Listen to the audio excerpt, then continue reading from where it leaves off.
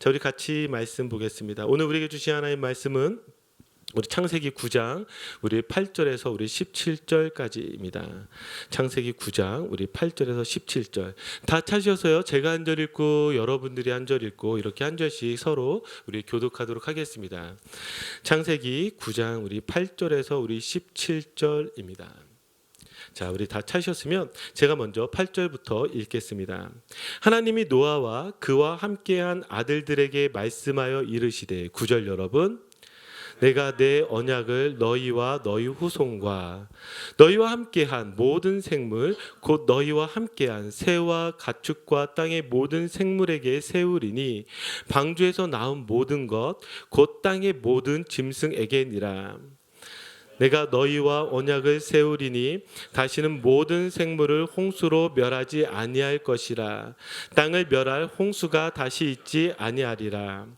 하나님이 이르시되 내가 나와 너희와 및 너희와 함께하는 모든 생물 사이에 대대로 영원히 세우는 언약의 증거는 이것이니라.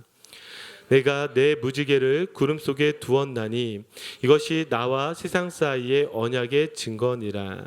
내가 구름으로 땅을 덮을 때에 무지개가 구름 속에 나타나면 내가 나와 너희와 및 육체를 가진 모든 생물 사이에 내 언약을 기억하리니 다시는 물이 모든 육체를 멸하는 홍수가 되지 아니할지라.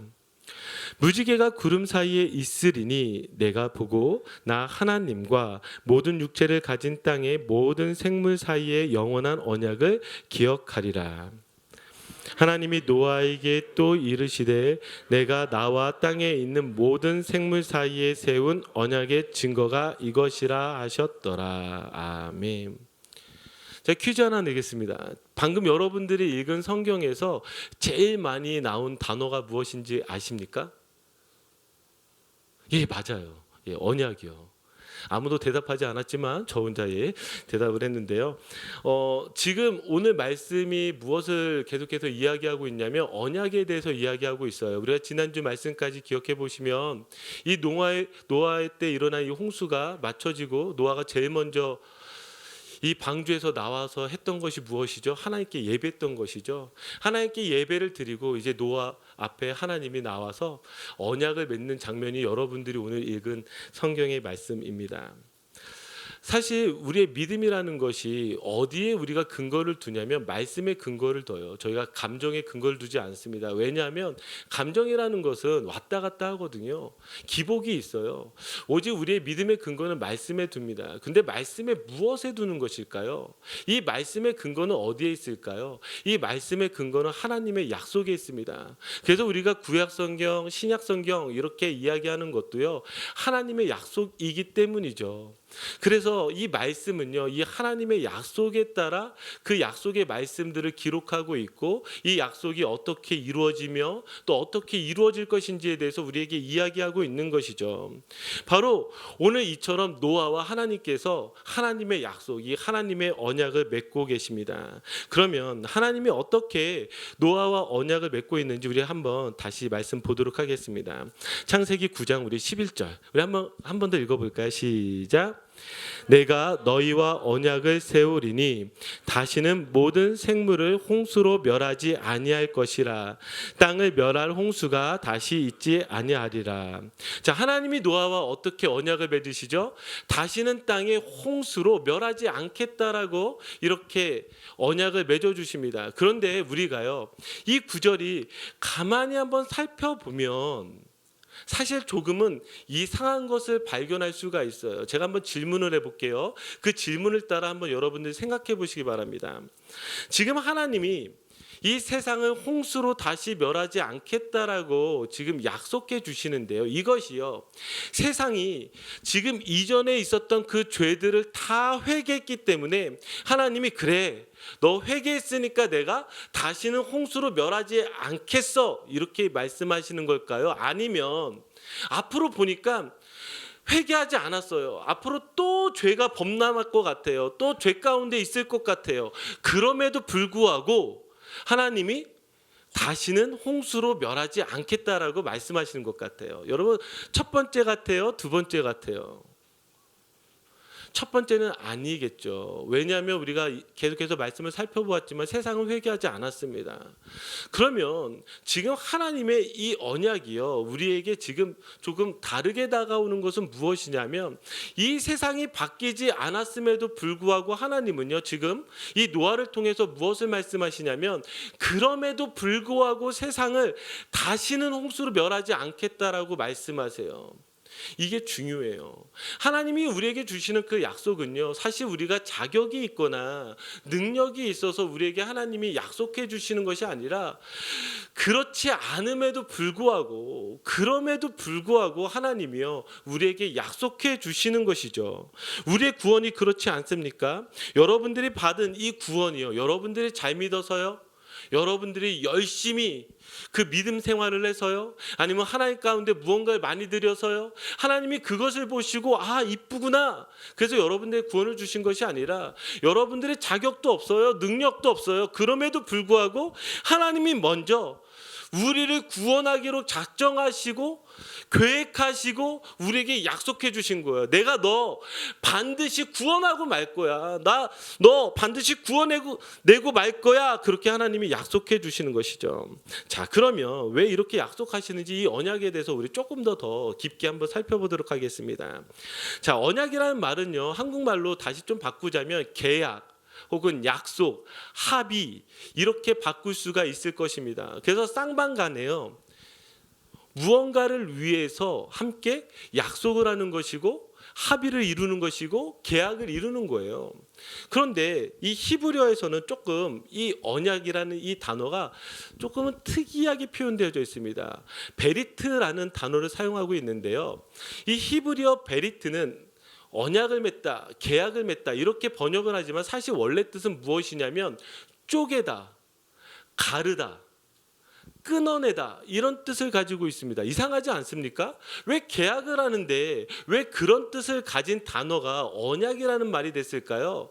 이것은요, 고대 근동 지역에서 계약을 맺는 그 방식을 따라서 이 베리트라는 단어를 사용했습니다. 이것이 하나님이 아브라함과 이 언약, 이 베리트를 맺는 모습에서 잘 나와 있는데, 자, 우리 한번 창세기 15장 우리 9절에서 10절입니다. 자, 보시면은요, 창세기 우리 15장 9절에서 10절 말씀 우리 한번 같이 읽어볼까요? 시작. 여호와께서 그에게 이르시되 나를 위하여 3년 된 암소와 3년 된 암년소와 3년 된 양과 산비둘기와 집비둘기 새끼를 가져올지니라. 아브라함이 그 모든 것을 가져다가 그 중간을 쪼개고 그 쪼갠 것을 마주대하여 놓고 그 새는 쪼개지 아니하였으며. 자, 지금 하나님이요, 아브라함과 언약을 맺으시는데요, 그 언약을 맺으시면서 갑자기 무엇을 가져오라고 이야기를 하시냐면 3년 된 암소, 3년 된 암염소, 3년 된 숭야, 그리고 산비둘기, 집비둘기 새끼를 가져오라고 말씀하세요. 그러면서 지금 그 무엇을 하세요? 그 짐승을요, 반으로 쪼개버립니다. 반으로 갈라버려요. 나눠버린다고요.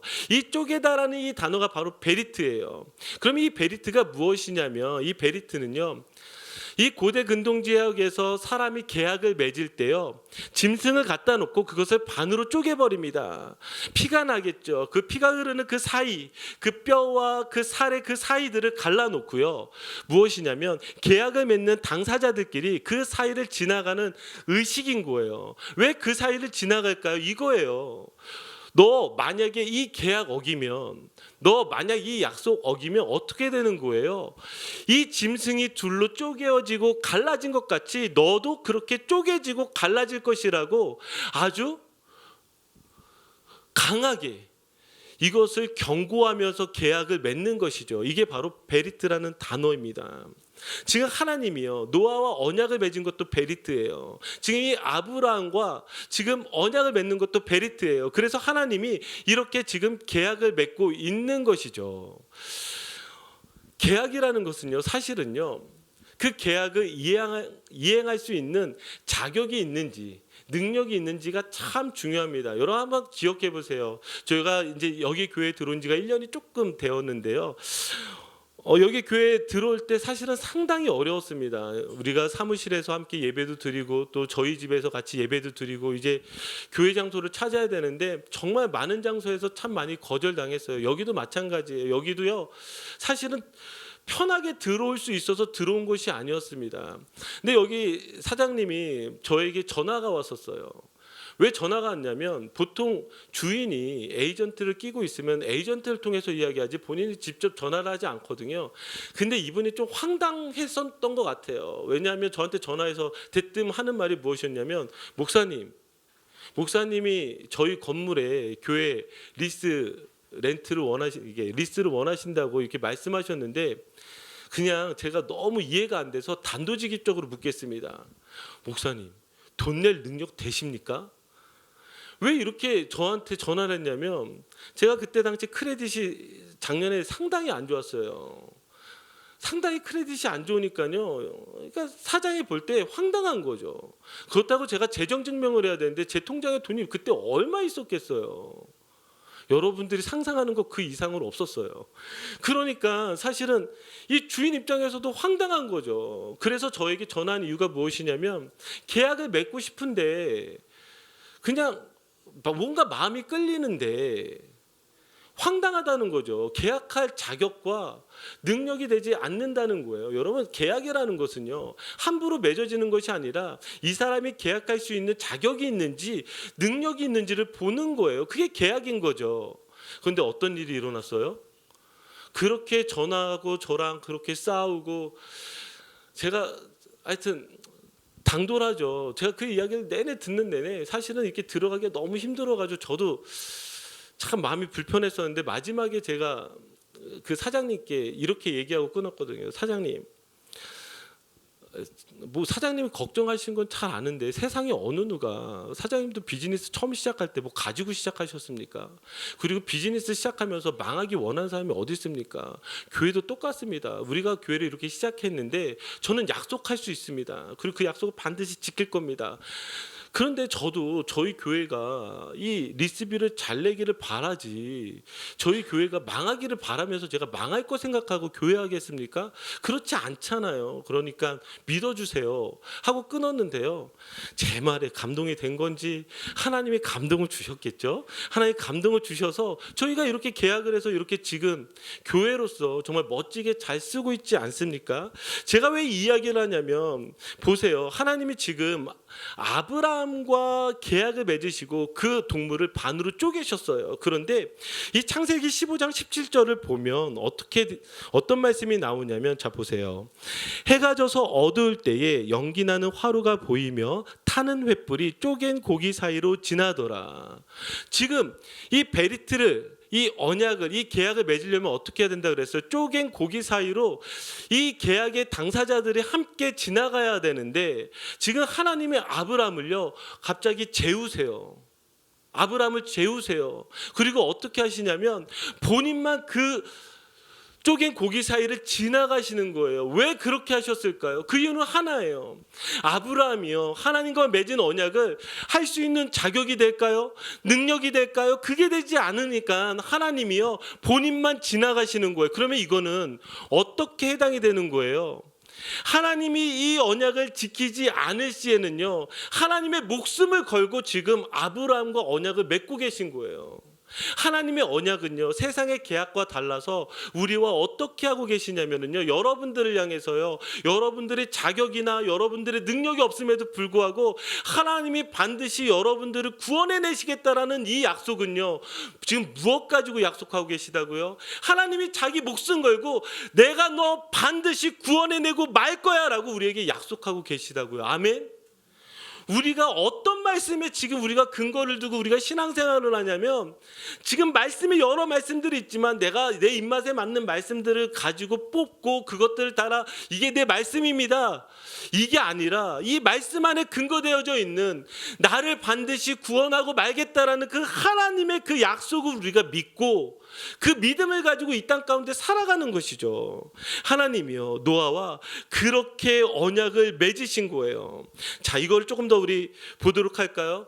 하나님이 노아와 언약을 맺으실 때 증거 하나를 주셨습니다. 그 증거가 무엇이죠? 무지개요. 아시죠? 무지개. 정말 안타까운 것은 사실은 지금 동성애하는 사람들의 상징이 무지개잖아요. 색깔 하나를 빼고 그 무지개를 상징으로 쓰다 보니 사실 교회 안에서 이 무지개를 이야기하는 것이 참 쉽지가 않습니다.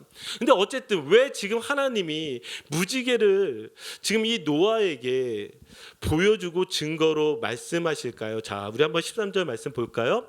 내가 내 무지개를 구름 속에 두었나니 이것이 나와 세상 사이의 언약의 증거니라. 지금 하나님이요, 이 무지개를 주면서 나와 세상과의 언약이라고 말씀하세요. 자, 그럼 이 무지개가 무엇일까? 우리가 무지개를 조금 더 생각해 볼 필요가 있는데, 무지개는 영어로 레인보우입니다. 이 레인보우라는 단어는요, 레인이라는 비 그리고 활이라는 바우가 합쳐진 합성어예요.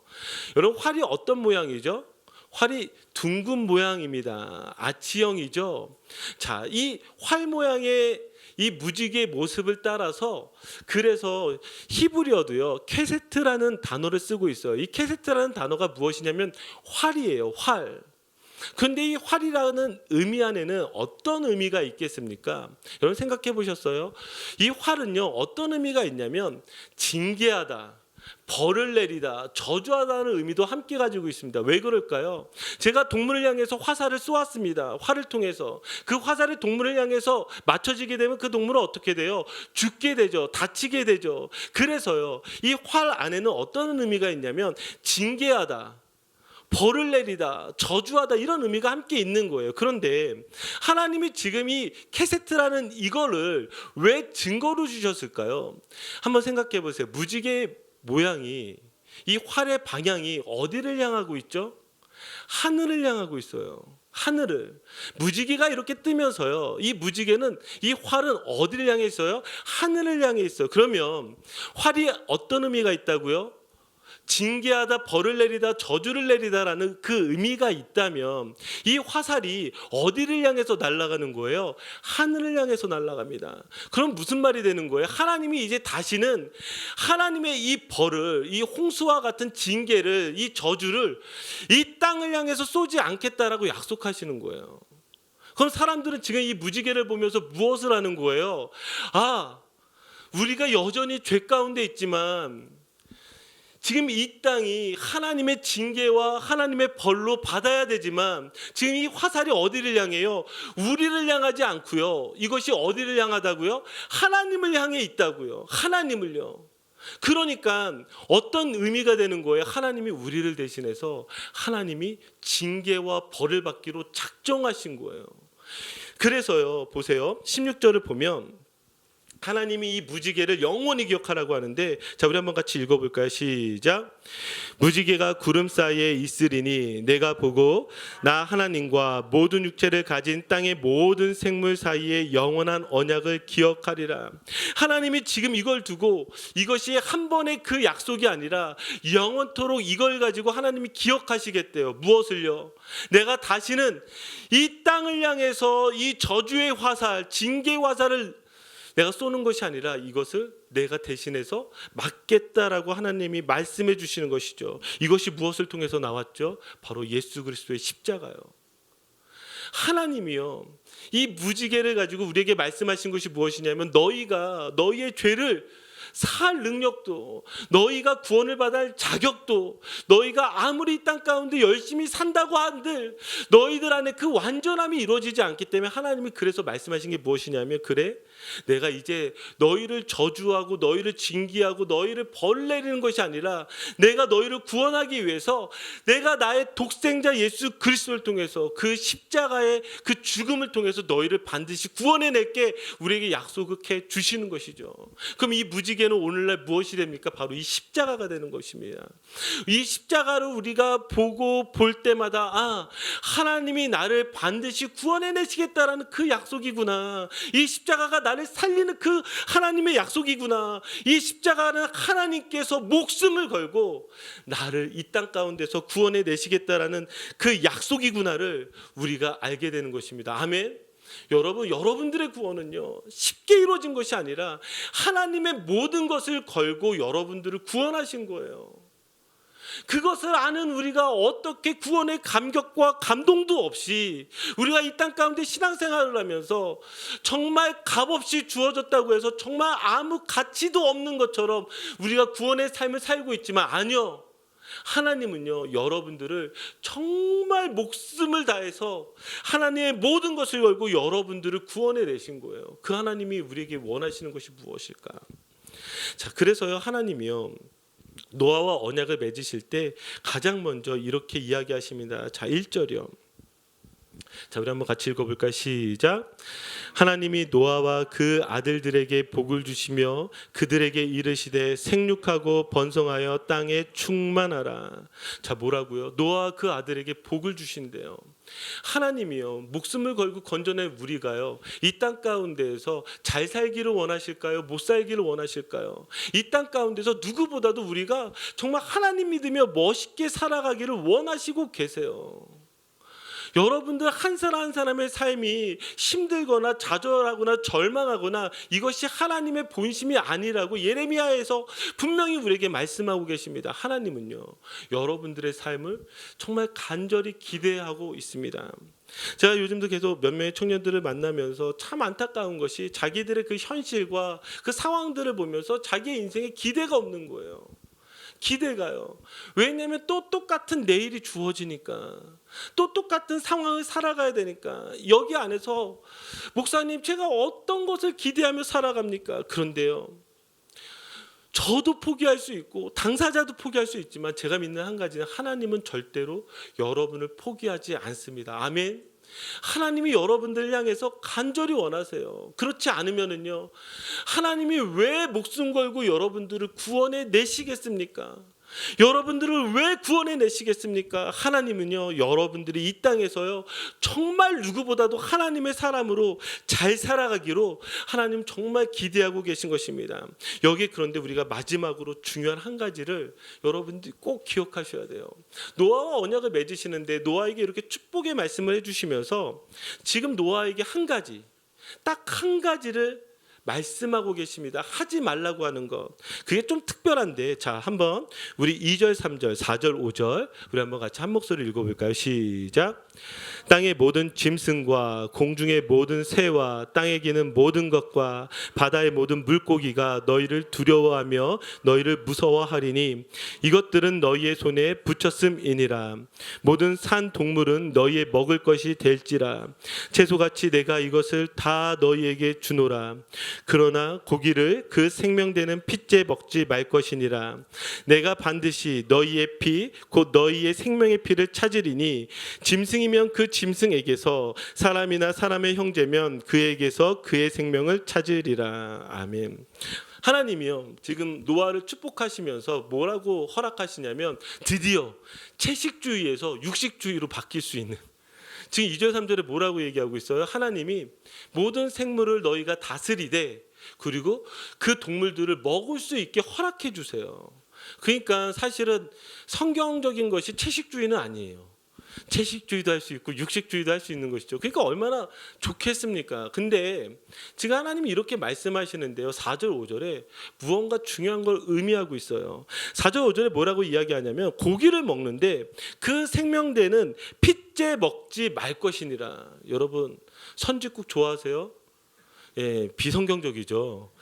예, 물론 예수 그리스도 안에서 다 먹을 수 있겠지만 여기에 지금 뭐라고 이야기하냐면 그 짐승은 먹을 수 있어요. 고기 먹을 수 있어요. 그런데 핏째 먹지 말래요. 피를 먹지 말래요. 그 이유가 무엇일까? 지금 4절과 5절에 반복적으로 이야기하는 게 무엇이냐면 생명되는 피, 생명의 피. 그래서 짐승이든 사람이든 여기에 무엇을 지금 하나님이 요구하고 계세요? 그 피를 통해서 그 사람에게 생명을 요구할 것이라고 이야기해요. 핏째 먹지 말래요. 이 말은 어떤 말이 되느냐? 그냥 쉽게 설명을 하자면 이 생명은 누구 것입니까? 하나님 거예요. 지금 피를 먹지 말라고 이야기하는 것은 너가 하나님이 이 모든 것의 주인인 것을 인정하라는 거예요. 피라는 것은요, 내가 어떻게 할 수 있는 것이 아니라 오직 하나님만 어떻게 할 수 있어요. 그래서 이 동물을 보든 혹은 이 사람을 보든 이 피는 누구의 것이에요? 하나님의 것이에요. 그러니까 이 언약을 우리에게 주시지만 이 언약 가운데서 우리에게 원하시는 단 한 가지가 있어요. 그건 무엇이냐면 너가 이 땅 가운데 살아가면서 내가 반드시 너 구원해낼 것이고 너 이 땅에서 반드시 잘 될 거야. 그러나 한 가지 기억해. 무엇인 줄 아니? 너의 인생의 주인은 나야. 하나님이야. 너 지금 너가 누리고 있는 거 너가 잘해서 아니야. 하나님이 허락하셨기 때문에 주시는 거야. 너가 가지는 그 모든 거 너 거가 아니라 하나님이 너에게 맡겨주셨기 때문에 너가 가질 수 있는 거야. 우리에게 이거 말씀하시는 거예요. 그리스도인들의 삶에 있어서 우리가 늘 하나님의 그 복을 누리며 살아가지만 항상 기억하셔야 되는 게 무엇이냐면요, 하나님이 나의 주인인 것을 인정하셔야 돼요. 여러분, 아담과 하와 때 하나님이 그 에덴 동산을 주셨습니다. 에덴 동산을 다스리라고 하셨어요. 정말 에덴 동산에서 모든 걸 다 누릴 수 있는데 한 가지만 못하게 하셨어요. 그게 무엇이죠? 선악과요. 선악과. 왜 선악과를 못하게 하셨을까? 그 선악과를 통해서 하나님이 나의 주인인 것을 알게 하시는 거예요.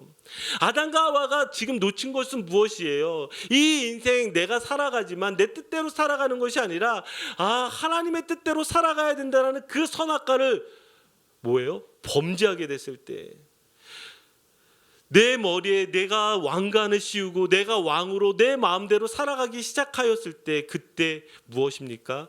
죄가 일어나기 시작한 것이죠. 하나님의 복이 사라지기 시작한 것이죠. 그리스도인들에게 있어서 우리가 정말 가장 조심해야 되는 것은 무엇이냐면 하나님이 내 삶에 누구이신지를 내가 늘 고백하며 함께 살아가야 되는데 이것들이 사라지기 시작하는 거예요. 지난주에도 가슴 아픈 교회의 소식들이 많이 들렸습니다. 어느 목사님이 한국에 가서 성폭행범으로 신고받았어요. 알고 봤더니 이 캘리포니아에서 목회하시던 분이시래요. 근데 이곳에서 목회하셨을 때에도 동일한 범죄를 저지르고 한국에 들어가서 또 똑같은 죄를 저지른 거예요. 그러면서 저희 교회 다니는 두 성도가 목요일과 오늘 또 물어보는 거예요. 이 일에 대해서 어떻게 생각하십니까? 왜 이런 일들이 우리에게 계속해서 일어날까? 목사만 이런 일들이 일어날까요? 여러분들의 인생에서는 어떤 일들이 지금 일어나고 있습니까? 교회들이 지금도 무너져가고 있는 그 이유가 무엇입니까? 이유가 무엇이죠?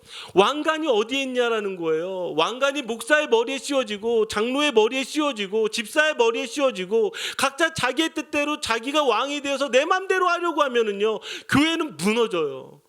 그러나 이 왕관은 누구의 것이죠? 오직 우리 주 하나님 거 아니겠습니까?